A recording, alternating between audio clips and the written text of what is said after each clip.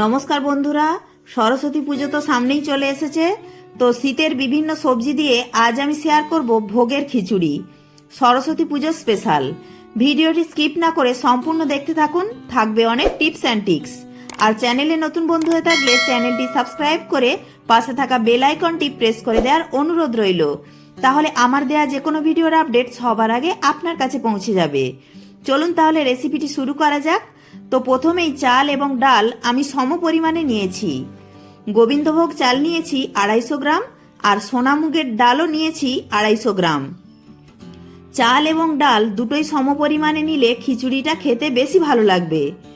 এই গোবিন্দভোগ চাল এবং সোনামুগ ডালের কম্বিনেশনের যে খিচুড়িটা হয় তার স্বাদ যেন দ্বিগুণ মাত্রায় বেড়ে যায়। আর নিয়েছি কিছু সবজি, ফুলকপি, মটরশুঁটি, গাজর, বিম কড়াই, টমেটো, আলু। এবার গোবিন্দভোগ চালটাকে দুবার ধুয়ে জল ঝরতে দিয়েছি একটা ছাঁকনির সাহায্যে। এবার মুগের ডালটাকে শুকনো কড়ায় আমি ভেজে নেব, গ্যাসের ফ্লেমটা মিডিয়ামে রেখে। ডালটা খুব ভালো মতো ভাজা হয়ে গেছে আর ডালের কালারটাও একটু চেঞ্জ হয়ে গেছে। এবার গ্যাস অফ করে কড়াটা গ্যাস থেকে নামিয়ে নিয়ে এবার ওতে দিয়ে দিচ্ছি জল। এই জলটা দিয়ে আমি ডালটা ধোবো, তবে এই জলটার মধ্যে ডালটাকে আমি কিছুক্ষণ ভিজিয়ে রাখবো, মিনিট 5 মতো। তারপর আমি 3 থেকে 4 বার জল পাল্টে পাল্টে ধুয়ে নেব। এবার কড়াই দিয়ে দিচ্ছি 2 টেবিল চামচ সর্ষের তেল। তেল একটু গরম হয়ে গেলে তেলটা কড়ার চারিদিকে ছড়িয়ে দিয়ে আলুগুলি প্রথমে ভেজে নেব। ভিডিওটি ভালো লাগলে অবশ্যই একটি লাইক করবেন। আপনাদের একটি লাইক আমাকে পরবর্তী ভিডিও বানাতে উৎসাহ জাগাবে। আলুগুলি ভাজা হয়ে গেলে কড়া থেকে তুলে নিয়ে ওই তেলেই গাজর ও বিম কড়াই ভেজে নিচ্ছি।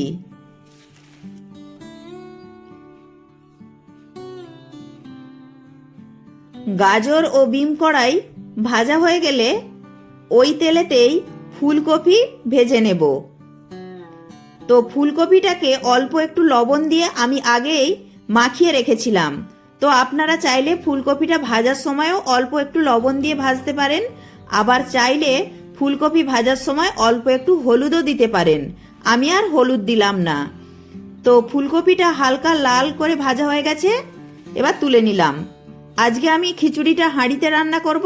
তো হাঁড়িতে প্রথমেই দিয়ে দিলাম 2 টেবিল চামচ সর্ষের তেল ও 1 চামচ ঘি।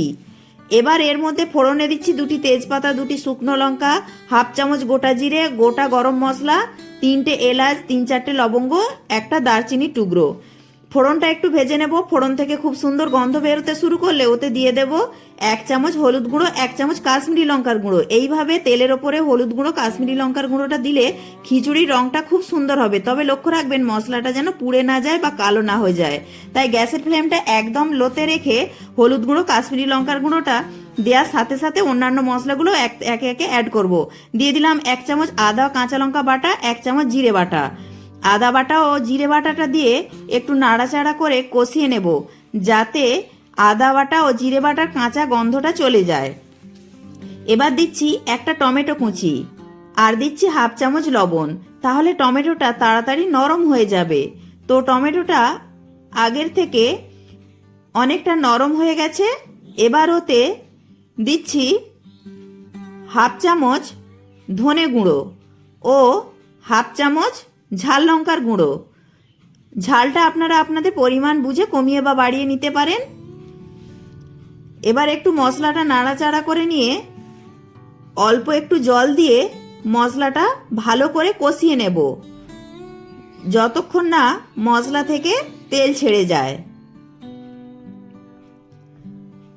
তো টমেটোটা অনেকটাই গলে নরম হয়ে গেছে আর মশলাটাও খুব সুন্দরভাবে কষানো হয়ে মশলা থেকে তেল ছেড়ে গেছে। এবার দিয়ে দিচ্ছি শুকনো কড়ায় ভেজে ধুয়ে জল ঝরিয়ে রাখা মুগ ডালটা। আর ডালটা যেহেতু ওই জলের মধ্যে মিনিট 5 ভিজিয়ে রেখেছিলাম, সেই জন্য ডালটা বেশ ভিজে ফুলে উঠেছে। আর এইভাবে করলে ডালও তাড়াতাড়ি সুসিদ্ধ হয়ে যাবে আর খিচুড়িটাও রান্না করতে সময় অনেক কম লাগবে। আর দিলাম জল ঝরানো গোবিন্দভোগ চাল। এবার চাল ও ডালটাকে মশলার সঙ্গে একই সঙ্গে একটু ভেজে নেব। অন্যদিকে আমি জল গরম করতেও বসিয়ে দিয়েছি।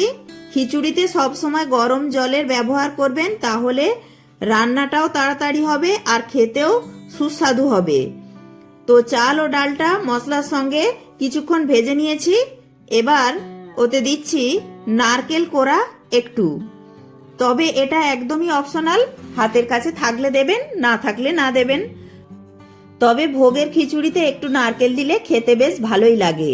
তো নারকেল কোড়াটা দিয়ে চাল ও ডালের সঙ্গে একটু নাড়াচাড়া করে নিয়ে ওতে দিয়ে দিচ্ছি গরম জল, খিচুড়ির পরিমাণ মতো। জলটা দিয়ে ভালো করে সব কিছু একসঙ্গে মিশিয়ে নিয়ে জল ফুটতে শুরু করলে ভেজে রাখা আলুর টুকরোগুলো দিয়ে দিচ্ছি। তো আবারও সব কিছু মিশিয়ে নিলাম।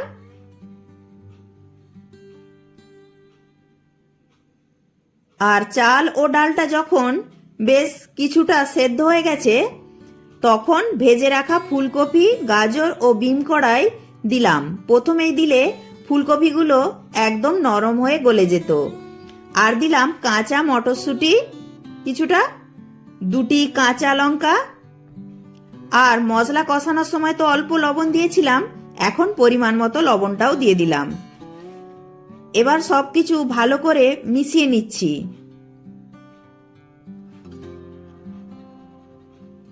এবার ঢাকা দিয়ে রান্না করে নেব, গ্যাসের ফ্লেমটা মিডিয়ামে রেখে।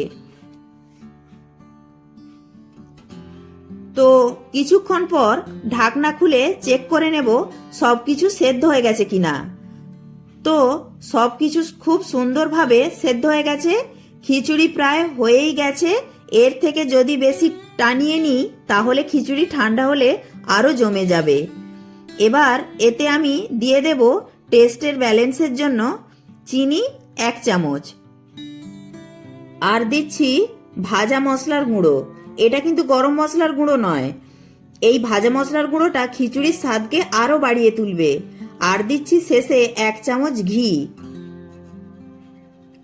এবার সবকিছু মিশিয়ে নিয়ে গ্যাস অফ করে 5 মিনিট স্ট্যান্ডিং টাইমে রাখবো।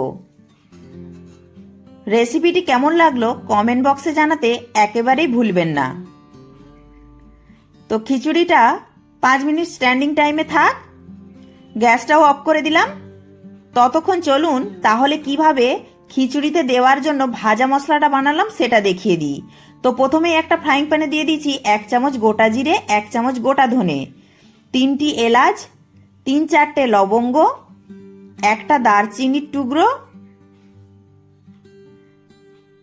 2টো শুকনো লঙ্কা শুকনো তাওয়ায় ভেজে একটু ঠান্ডা করে মিক্সিতে গুঁড়ো করে নিয়েছিলাম। তো খিচুড়িটা আমি 5 মিনিট স্ট্যান্ডিং টাইমে রেখেছিলাম। এবার আমি পরিবেশন করে দেব। আশা করি আজকের আমার শীতের সবজি দিয়ে খিচুড়ি আপনাদের ভালো লাগলো। ভালো লাগলে এইভাবে আপনারাও বাড়িতে বানান, সে পুজোর দিনই হোক বা যে কোনো দিনে। আশা করব সকলের ভালো লাগবে। ভিডিওটি ভালো লাগলে লাইক, শেয়ার, কমেন্ট ও সাবস্ক্রাইব করে পাশে থাকার অনুরোধ রইল। আজকে আমি খিচুড়ির সঙ্গে বাঁধাকপির তরকারি, বেগুন ভাজা ও পাঁপড় দিয়ে পরিবেশন করলাম। আপনারা খিচুড়ির সঙ্গে কে কি দিয়ে খেতে ভালোবাসেন অবশ্যই কমেন্ট বক্সে জানাবেন। প্রত্যেকে ভালো থাকবেন, সুস্থ থাকবেন।